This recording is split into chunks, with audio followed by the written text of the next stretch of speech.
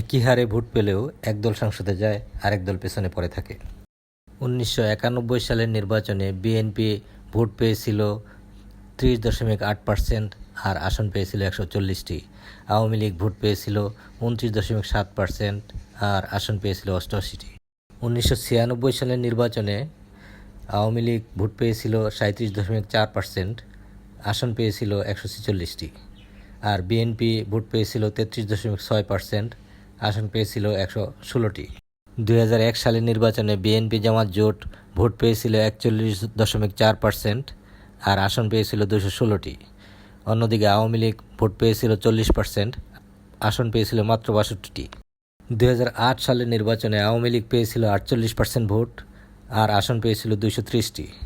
অন্যদিকে বিএনপি পেয়েছিল ৩৩% ভোট আর আসন পেয়েছিল মাত্র 30টি। এটাই বর্তমানে প্রচলিত এফপিটিপি নির্বাচন পদ্ধতির বাস্তবতা। ভোট নয়, আসন জয়ী সব। যদি পিআর সিস্টেমে বিগত নির্বাচনগুলো অনুষ্ঠিত হতো তাহলে ফলাফলে এত বৈষম্য হতো না। আপনার মতে কোনটা ভালো, পিআর নাকি এফপিটিপি? কমেন্টে জানাতে ভুলবেন না।